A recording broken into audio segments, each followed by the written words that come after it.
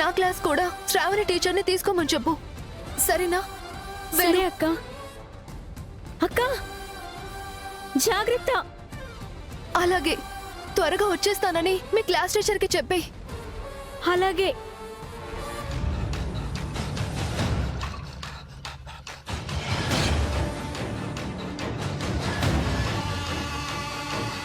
అంటే అయ్యగారి plan work out అయినట్టే.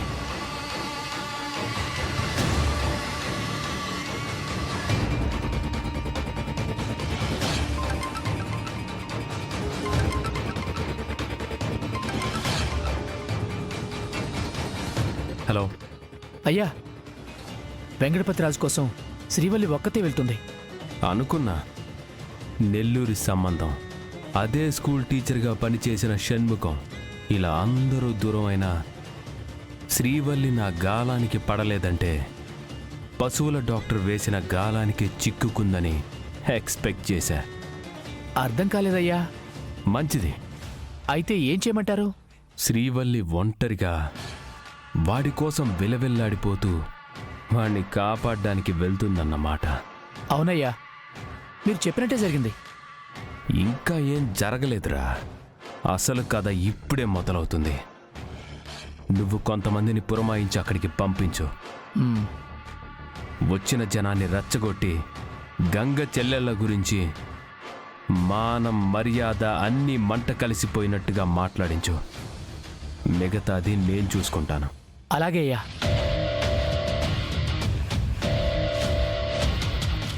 నేను ఎంత ట్రై చేసినా ఒప్పుకొని శ్రీవల్లి, దాని వెనకాలే తిరిగి ఆ పశువుల డాక్టర్, ఒకే గాలానికి 2 చేపలు. నానా నానా నానా కేక పెడుతుండవేందా బోడా? ఆ గంగని ఎలా దెబ్బ కొట్టాలా, నువ్వు శ్రీవల్లిని ఎలా పట్టాలా నేను తెగ ఆలోచించి విఫలం అయ్యాం కదా నాన్న. ఇప్పుడు ఆ రెండింటినీ సక్సెస్ చేసే అవకాశం వచ్చింది. అంటే ఏంది? శ్రీవల్లి వాడి కోసం వెళ్ళిందా? వాడి మీద ప్రేమ పెంచుకుంది కదా. వెంకటపతిరాజు ప్రాణాపాయ స్థితిలో ఉన్నాడని తెలియగానే భరించలేకపోయిందనుకుంటా. వాడి కోసం వెళ్తుంది. మన ఊరోళ్ళు 4 ఉంటే చాలా బోడా, వాళ్ళ సంగతి తేల్చొచ్చు. ఆ జనాన్ని రెచ్చగొట్టడానికే మనవాణ్ణి కూడా పంపించాను. పుండు మీద కారం చల్లడానికి చివర్లో మనం వెళ్తే సరిపోతుంది. శబాష్ రా బోడా, గంగగాడి సెల్లి మీద మచ్చ పడబోతుంది. పశువుల డాక్టర్గా వచ్చిన వాడికి ఇలాంటి పనులేంట్రా అని పంచాయతీకి ఈడుస్తాను. గంగ పరుగుతో పాటు పశువుల డాక్టర్ కూడా ఈ ఊరు వదిలి వెళ్ళిపోతాడు. ఈ ఎస్ఎం పంచాయతీ దాకా వచ్చిందంటే వాడినెవరో సర్పంచ్లా చూడరా బోడా, పరువు పోయిన గంగనే చూస్తారు.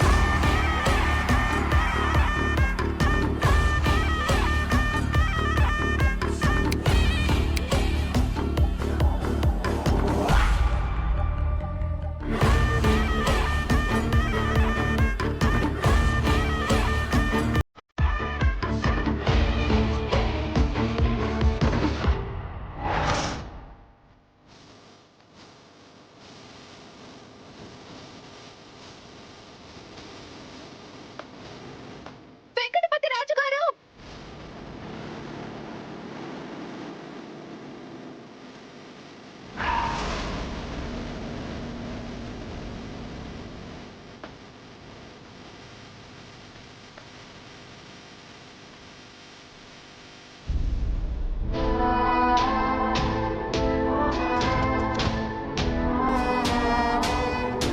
వెంకటపతిరాజు గారు! రాజుగారు, వెంకటపతిరాజు గారు! రాజుగారు, ఏమైందండి? రాజుగారు, రాజుగారు, వెంకటపతిరాజు గారు!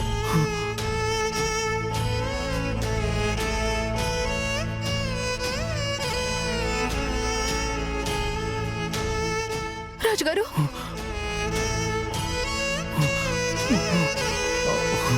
రాజుగారు!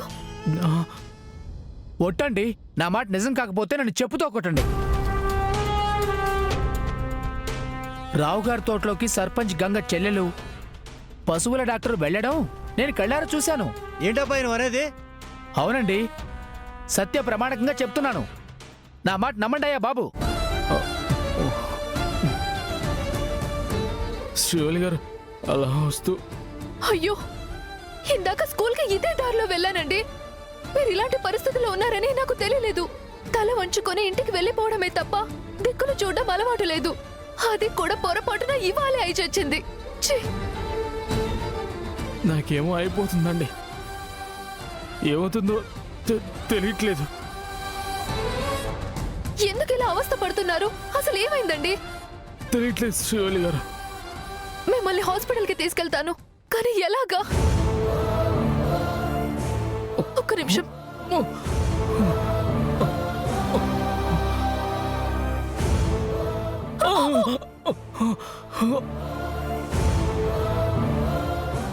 వెంకటపతి రాజు గారు, శ్రీవల్లి గారు, నా బ్యాగ్లో టాబ్లెట్స్ ఉంటాయి, అవి తీసుకురండి.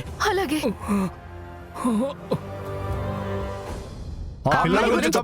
నేను చూశానయ్యా నా కళ్ళతో. ఆ పిల్ల అలాంటిది కాదు. గంగ చెల్లెలి గురించి తప్పుగా మాట్లాడకు. నేను చెప్పేది వినండి. పెళ్లి చేయకపోతే పెళ్లి కాలేదనేసి తప్పు చేయకూడదు కదండి. అసలు ఎవరిని చూసి ఎవరు అనుకుంటున్నావో? ఏంటయ్యా సర్పంచ్ పరువు తీయాలనుకుంటున్నావా నువ్వు? మన ఊర్లో లవర్స్ని ఒప్పుకోం కదండి. బేవర్స్ పనులు చేశారనుకోండి, మన ఊరి పరువు ఏమైపోతుంది? పెద్దవాళ్ళు మీరే వచ్చి చూడండి. పదండి, చూద్దాం.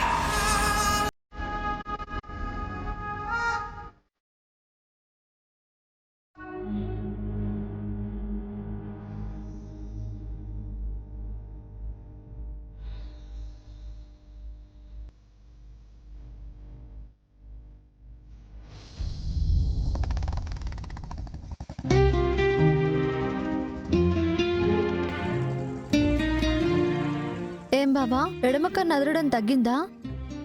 పర్వాలేదు. కీడు కాదు పాడు కాదు, నువ్వేం చిన్నబుచ్చుకోకు. నేను దాని గురించి ఎప్పుడో వదిలేశాను. ఏ రోజు నాకు కన్ను కూడా కొట్టలేదు, అందుకే అదలా అదురుతుంది. ఏయ్, కంటికి ఏమైందో అని నేనే ఆలోచిస్తూ ఉంటే ఇలా మాట్లాడతావేంటి? ఏమవుతుంది బాబా, నువ్వు ఎలా ఉన్నా నాకు ముద్దుగానే కనిపిస్తావు. బుద్ధిగా స్టేషన్కి వెళ్ళి డ్యూటీ చేసుకోకుండా ఈ పిచ్చి మాటలేంటి? ఇవి పిచ్చి మాటలు కాదు బాబా, ప్రేమ పాఠాలు. నువ్వు నేర్చుకోవాల్సినవి కొన్నున్నాయిలే. అంటే ఇప్పుడు నాకు ప్రేమ పాఠాలు నేర్పిస్తావా? ఊరికే ఇలా బుల్లెట్ మీద వెళ్తే బోర్ కొడుతుంది కదా, అందుకే టైం దొరికింది సరదాగా ఏదో ఒకటి మాట్లాడాలి కదా. నువ్వు లవ్ గురించి కొన్ని విషయాలు తెలుసుకుంటే నన్ను ప్రేమించడం మొదలు పెడతావేమోనని. ఇలాంటివి అక్కర్లేదని చెప్తూ ఉంటాను కదా. మరి ఇప్పుడు మనకి టైం పాస్ అవ్వాలి కదా బావా. సైలెంట్ గా వెళ్తే ఏముంటుంది, ఏదో ఒకటి మాట్లాడుతూ ఉండాలి.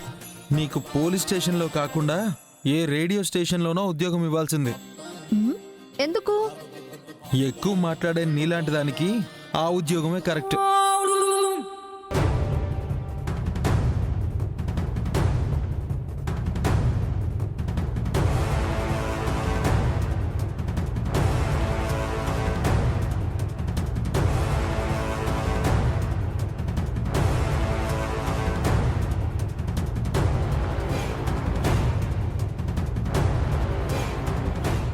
ఏయ్, ఎవరది? ఏంటమ్మా మీరు ఇక్కడ చేసేది? బాబాయ్, డాక్టర్ గారికి ఒంట్లో బాగాలేకపోతే. ఊరుకోమ్మా, నన్ను బాబాయ్ అనేసి నా పరువు తీయకు. నేనే చేశాను బాబాయ్. ఈ ఊరు పరువు ప్రతిష్టలు తీస్తున్నావు. ఎందుకని అలా మాట్లాడుతున్నారు? హే, ఊరుకోవయ్యా. నువ్వు డాక్టర్ అని గౌరవిస్తే ఇలా చేస్తావా? పశువులకు వైద్యం చేసేవాడు కాబట్టే ఇలా పశువులా ప్రవర్తిస్తున్నాడు. అయ్యో, మీరు అపార్థం చేసుకుంటున్నారు. ఈయనకి బాగాలేకపోతే నేను ఇక్కడికి వచ్చానండి. బాగుందమ్మా. మీరు మంచం మీద ఏం చేస్తున్నారో మేం కల్లారా చూసాక మళ్ళీ బుకాయిస్తున్నావా? చూడటానికే చండాలంగా ఉంది. దయచేసి అలా మాట్లాడకండి. హే, వీళ్ళతో ఏంటి మాట్లాడేది? పంచాయతీకి ఏడ్చండి. తీర్పు చెప్పాల్సింది వీళ్ళ అన్నయ్య కదా. ఎవడైతే ఏంటండి, తప్పు జరిగితే శిక్ష పడాల్సిందే. రంగయ్య, గంగకు ఫోన్ చేసి పిలిపి. అలాగే, ఇప్పుడే ఫోన్ చేస్తాను.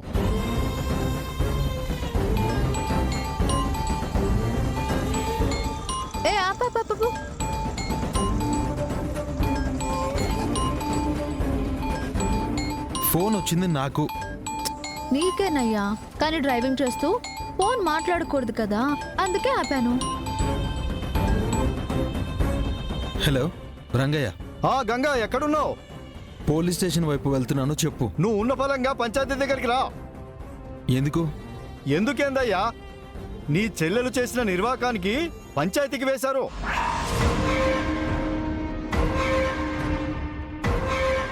ఏయ్, ఏం మాట్లాడుతున్నావు? అవును గంగా,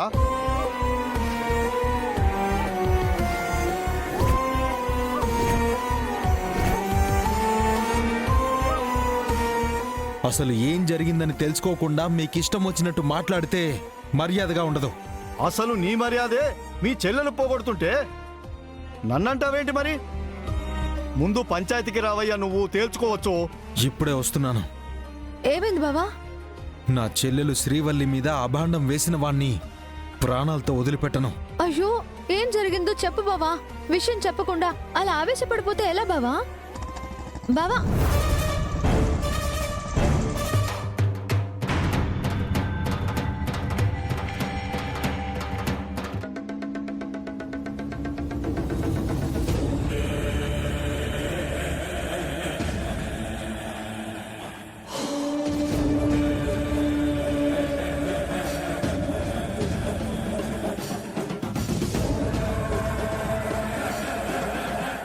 ఇప్పుడు నువ్వు మొహం చాటేయటం కాదే, నేను కనపడ్డ ప్రతిసారి నా మొహం చూడకుండా వెళ్ళిపోయేదానివి. ఈ వెంకటపతి రాజుగాడు పరిచయం అయినప్పటి నుండి నా కళ్ళల్లో కళ్ళు పెట్టి చిటికేసి మరీ వాడి వెంట వెళ్తాననేసి బిల్డప్గా చెప్పేదానివి. ఇప్పుడు డప్పు కొట్టి మరీ నిన్ను పంచాయతీలో నిలబెట్టించారు. అది ఈ దేవరాజ్ అంటే.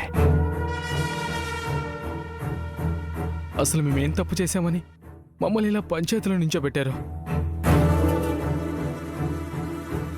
డాక్టరు, నువ్వు డాక్టర్వే కాదు, మంచి యాక్టర్ అని కూడా మాకు తెలుసు. నువ్వేం చేసినావో నీ పక్కన నిల్చున్న శ్రీవల్లి వాళ్ళ అన్న వస్తాడు కదా, అప్పుడు చూసినోళ్ళు చెప్తారు. చూడనోళ్ళు చెవులు నెక్కబొడుచుకుని మరీ వింటారు.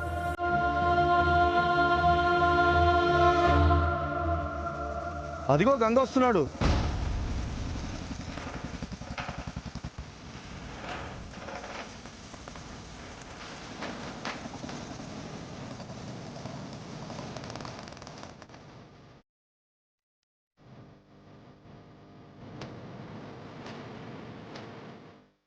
రేయ్, వీడు రావటంతోటే నా గుండెల మీద తంతాడా ఏంటి? ఇదంతా నా ప్లాన్ అని తెలీదుగా, తెలిసే ఛాన్సే లేదులే. ఎవడ్రా నా చెల్లిని పంచాయతీలో నిలబెట్టింది? నా చెల్లి తప్పు చేసిందని తప్పుడు కూత కూసింది ఎవడో చెప్పండి. వాడి పేరు చెప్పకపోయినా వేలెత్తి చూపించండి చాలు. వాడి ఆయుష్ని ఇక్కడే ముగించేస్తాను, చెప్పండి.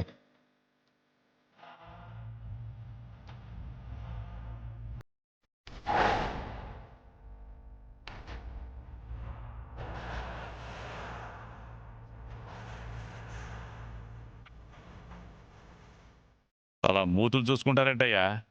చిత్రం ఎంతో చెప్తే చాలు కదా.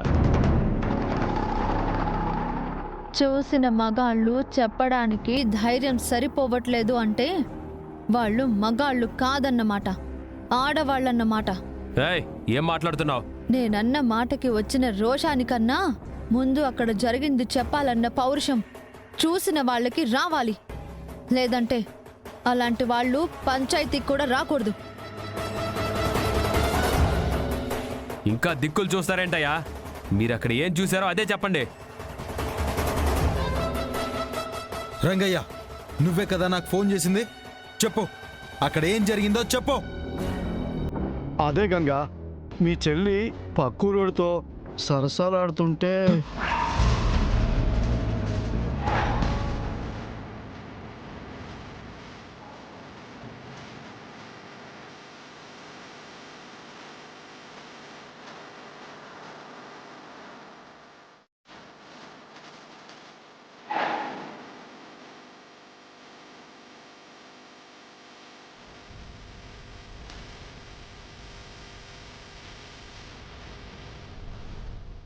గంగా నువ్వెవ్వరిని కొట్టొద్దు చెప్తున్నా.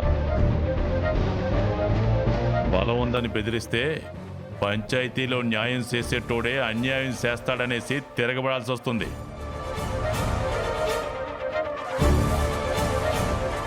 ఏందయ్యా నోట్లో బెల్లం పెట్టుకుని సప్పరిస్తున్నారా ఏంది? రంగయ్య ఒక్కడే చూసినాడా? మీరు కూడా చూసినామని చెప్పినారు కదా, చెప్పరే? నేను చూశాను. నేను చూశాను. నేను చూశాను. నేను చూశాను. నేను చూశాను.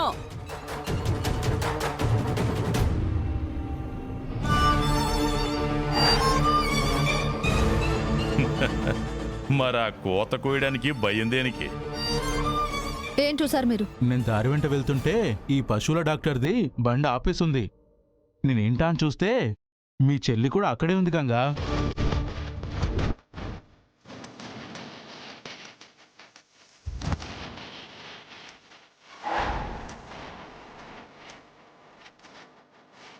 నేను అక్కడ ఎందుకు అలా ఉన్నాను? శ్రీవల్లి గారు అక్కడికి ఎందుకు వచ్చారో మీకు విషయం తెలుసా? మీరెందుకు వెళ్ళారో మాకెట్టా తెలుసుదు డాక్టర్. కానీ అక్కడికి వచ్చాక తెలిసింది మీరిద్దరూ ఏదో చేస్తున్నారని. నోరు మూసుకుంటారా? ఏం చేస్తున్నారో చెప్పలేనప్పుడు ఖచ్చితంగా నోరు మూసుకోండి. ఏయ్ శివపార్వతి, నువ్వు పోలీస్ ఆఫీసర్గా ఇక్కడ రుబాబు చేయొద్దు. నేను అడుగుతున్నాను, అక్కడ ఏం జరిగిందో ఉన్నది ఉన్నట్టుగానే చెప్పాలి గాని నీళ్లు నమిలినా లేనిది ఉన్నట్టు కల్పించి చెప్పినా మర్యాద మాత్రం ఉండదు. మీ మర్యాద మీ చెల్లెలే పోగొట్టింది గంగన్న. డాక్టర్ మీకు పరిచయం అయి ఉండొచ్చు. అలాంటప్పుడు రోడ్డు మీద నిలబడి మాట్లాడితే పర్లేదు, కానీ తోటలోకి వెళ్తే ఏమనుకోవాలి? మీరు అనుకోవడం కాదు, అక్కడ జరిగింది చెప్పమంటున్నాను. మేం వెళ్ళినప్పుడు ఇద్దరు ఒకే చోట ఉన్నారు. జనాలు లేని చోట అలా ఉంటే ఏమనుకుంటారమ్మా?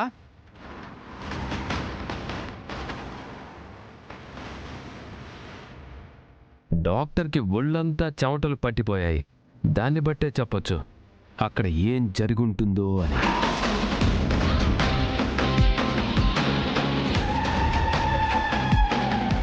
ఏదో జరిగుంటుందని ఊహించుకోవడం కాదు, ఏం జరిగిందో కళ్ళారా చూసినవాడు మాత్రమే మాట్లాడాలి. ఇందులో కథలు చెప్పినా కల్పితాలు ఉన్నా వాడి ప్రాణాలు ఖచ్చితంగా తీసేస్తాను.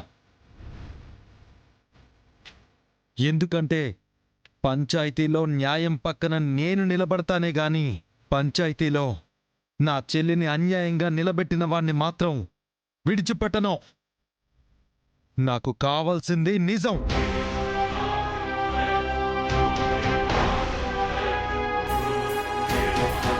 చూడు గంగా, నువ్వు ఈ ఊరు సర్పంచ్వన్న భక్తి కన్నా నువ్వేం చేస్తావన్న భయంతోనే చూసినోళ్ళు సరిగ్గా చెప్పట్లేదనుకుంటా. మీ అమ్మ ఊరొదులు వెళ్ళిపోయినాక నీ సెల్లెళ్ళు ఒకరితో మాట అనిపించుకోకుండా మచ్చపడకుండా సోత్తాననేసి మాటిచ్చినావు. నాకు జన్మనిచ్చిన మా అమ్మ మీద ఒట్టేసి చెప్తున్నా బ్రతికున్నంత కాలం నా చెల్లెళ్ళు ఒకడితో మాట అనిపించుకోరని మాటిస్తున్నా. నా పెంపకం సరిగ్గా లేదన్నా ఒకరి చేత చీ కొట్టించుకున్నా. మా అమ్మ నన్ను కని తప్పు చేసిందని తల దించుకొని ఊరొదిలి వెళ్ళిపోతాను.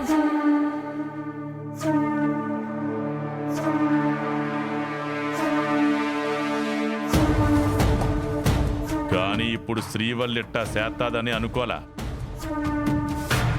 మీ నలుగురు చెల్లెళ్ళలో ఏ ఒక్కరినైనా ఏ నలుగురైనా తప్పు పట్టినారంటే నువ్వు నీ చెల్లెళ్లతో పాటు ఊరొదులు వెళ్ళిపోవాలా.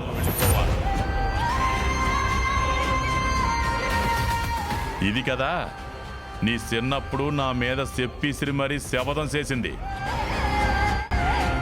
నువ్వు మర్చిపోయి ఉండొచ్చు గంగా, కానీ నాకు గుర్తుండాది.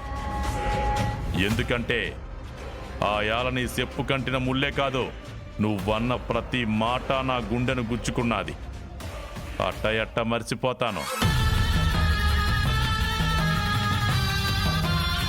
పాపం నాన్న, చెల్లెలి పెళ్లి 6 నెలల్లో చేస్తానన్నాడు. 9 నెలలవుతున్నా చేయలేకపోయాడు.